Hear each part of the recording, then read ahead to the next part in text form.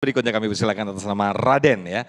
Raden ini juga seorang pemuda, mungkin akan mengajukan pertanyaan yang akan dijawab oleh Syekh Fikri. Silakan. Assalamualaikum warahmatullahi wabarakatuh. Waalaikumsalam warahmatullahi wabarakatuh. Kayak mau tausiah nih kita. Silakan Raden. Izin bertanya, bagaimana cara menjadi santri yang sukses suri tauladan? Terima kasih. Ya salam. Ya salam. Ini santri Indonesia ini. Silakan Syekh. Pakai sarung dan peci. Ya salam. Pertama saya ingin lihat pakaian antum dulu. Ini yang antum pakai pakaiannya orang soleh. Bisa bangun dulu sebentar? Ya salam. Ini pakaian orang soleh. Kira-kira kalau pakai pakaian begini ada orang ngomong orang gak benar? Gak ada. Anak soleh. Belum tahu subuhnya jam berapa. Pokoknya pakai pakaian begini disebutnya anak soleh. Silakan duduk lagi. Jadi pakaian itu adalah mengundang doa buat kita. Dulu saya pengen naik haji, susah. Saya ketemu kiai. Saya tanya sama kiai, kiai doanya apa sih biar cepat naik haji? Saya udah siap nih mau nyatet. Kiai cuman ngomong begini, pakai peci putih aja kemana-mana. Maksudnya gimana Kiai? Ntar kalau orang manggil ente haji, aminin. Jangan ngomong belum. Bener kita naik ojek, panggil Pak Haji, amin. Naik Metro Mini dipanggil haji, amin. 40 orang ngomong kita haji, masa satu gak kabul? Begitu juga mau jadi orang soleh, pakaianlah pakaian yang soleh. Pakaian yang beradab. Tadi disinggung sama Ustadz Ujai. Wanita menutup auratnya akan disebut wanita solehah. Laki berpakaian yang baik juga akan disebut laki soleh. Ya salam.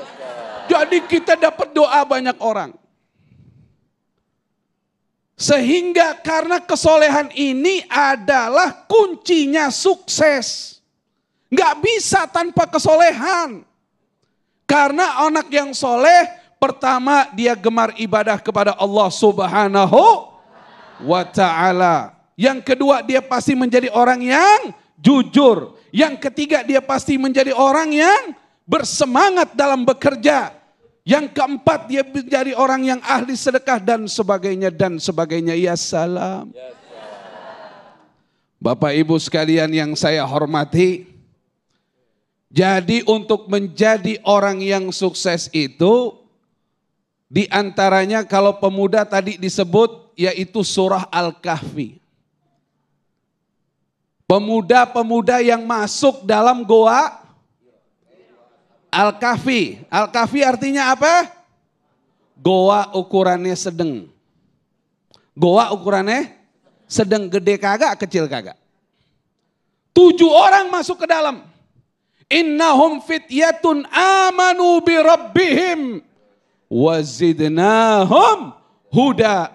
Sesungguhnya mereka adalah para pemuda yang mana Allah yang menyampaikan, Allah yang maha tahu hati seseorang. Mereka adalah pemuda yang beriman kepada Tuhan mereka, Allah Subhanahu wa ta'ala. Dan dengannya kata Allah, kami tambahkan petunjuk kebenaran untuk hidup sukses. Ya salam. Jadi kuncinya iman. Kuncinya iman. Yakin kepada Allah. Raden yakin sama Allah? Kalau yakin sama Allah, subuhnya jam berapa? Di mana? Di sini, sholat jamaah ya. Nah ini, karena dulu Nabi kita Muhammad Sallallahu alaihi wasallam menasihati Abdullah ibn Abbas radhiyallahu ta'ala anhuma ketika usianya belum 10 tahun. Belum 10 tahun. Makanya disabdakan sama beliau, ya gulam, inni u'allimuka kalimat. Ihfadillah yahfadka. Ihfadillah tajidhu tujahak. Idza sa'alta fas'alillah. Wa idza ista'anta fasta'in billah. Wa'lam anna al-ummata law ijtama'at ala an yanfa'uka bi syai'in lam yanfa'uk illa bi syai'in qad katabahu Allahu lak. Walau ijtama'u ala an yadurruka bi syai'in lam yadurruk illa bi syai'in qad katabahu Allahu 'alaik. Rufi'atil aqlam wa jaffatis suhuf. Rawahu Tirmidzi rahimahullah. Ya salam. Ya salam. Ya salam. Wahai Abdullah bin Abbas, waktu itu masih kecil. Disebutnya sama Nabi ya gulam. Gulam itu apa? Anak yang belum nyampe 10 tahun. Di atas 10 tahun enggak gulam lagi panggilannya. Gulam, anak kecil maksudnya. Aku hendak mengajarkan kepadamu, kata Nabi Muhammad. Gak usah pakai digini-giniin, otomatis aja. Orang Indonesia itu ahli salawat. Orang Indonesia itu ahli salawat. Insya Allah ekonominya bagus lagi. Wahai anak kecil, aku ingin mengajarkan kamu beberapa kalimat. Jagalah Allah, Allah menjagamu. Maksudnya apa jaga Allah? Jaga perintahnya. Jaga sholat, insya Allah Allah menjagamu. Makanya orang tua kita dari dulu kalau ada anaknya yang mau jalan, merantau, pengen dagang, pesannya apa ya? Sholat. Sing penting, sholat. Jangan sampai tidak sholat. Betul gak? Yang lainnya gak disebutin. Itu aja sholat, sholat nak, sholat nak. Jagalah Allah, Allah menjagamu. Karena otomatis, jagalah Allah, kau selalu mendapatkan pertolongan Allah di hadapanmu. Jika engkau minta tolong kepada Allah. Jika engkau hendak mintalah kepada Allah. Jika minta tolonglah kepada Allah. Semua orang ingin memberi manfaat bagimu. Kalau Allah bilang, nggak bisa. Kalau Allah takdirkan, terjadi manfaat itu untukmu. Mereka ingin membuat kamu keburukan. Keburukan itu tidak akan terjadi kecuali yang memang sudah ditakdirkan bagimu. Ya Jadi intinya salam. Allah. Iman. Pakaian baik, iman. Ya salam. Ya salam. Waktunya saya udah berdiri di kode. Nggak sebeak ya.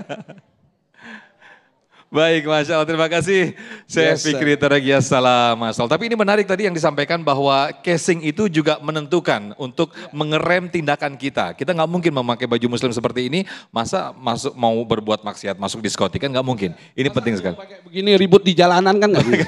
Baik, terima kasih saya Fikri Tarik atas jawabannya. Nah pemirsa, di segmen berikut ada segmen Nasihat Ustadz, di mana segmen ini akan menjawab pertanyaan-pertanyaan yang sudah masuk lewat Instagram kami @damaiindonesiaku_tv1. Tetaplah bersama kami dalam Damai Indonesiaku.